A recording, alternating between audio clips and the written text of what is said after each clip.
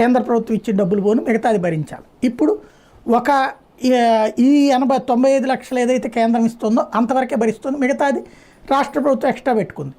కాబట్టి వాటిట్లో ప్రజలే భయపడి రేషన్ తీసుకోకుండా ఉండటం కానీ, లేదా వ్యాపారులు కొనకుండా ఉంటే సచ్చినట్టు జనం కూడా తీసుకోవడం మానేస్తారని కానీ, లేదంటే కనుక అది ఎక్స్పోర్ట్ చేయడం మానేస్తే అప్పుడు జనం దగ్గరికి వెళ్ళరు వ్యాపారస్తుడని కానీ, ఈ రూట్లో అడుగులు వేస్తున్నట్టు కనబడుతుంది ఈ ఉదంతంలో. కానీ తాజాగా చంద్రబాబు గారిని కలిసి ఏం మాట్లాడారు సార్? ఖచ్చితంగా బియ్యం దొంగలు పట్టుకోవాలి, వాళ్ళ భర్తం పట్టాలి అని నిన్న మీటింగ్లో కూడా చాలా గట్టిగా మాట్లాడారంట. దీని గురించి నాకు అక్కడ బగ్గు లేదు, లేకపోతే అక్కడ బాత్రూంలో కూడా ఎవరు లేరు కాబట్టి తెలియదు వాళ్ళు ఏం మాట్లాడారు అన్నది.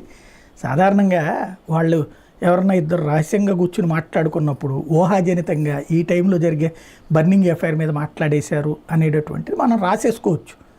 విశ్వసనీయ సమాచారం అని నా దృష్టిలో విశ్వసనీయ సమాచారం అని నేను ఎప్పుడు వాడతానంటే, సహజంగా ఈ పాయింట్ అంటే మనకి కరెక్ట్గా ఇన్ఫర్మేషన్ ఇచ్చి నా పేరు డిస్క్లోజ్ చేయొద్దు అన్నప్పుడు వాడతాను నేను, లేకపోతే అట్ట పడితే అట్ట వాడను నేను.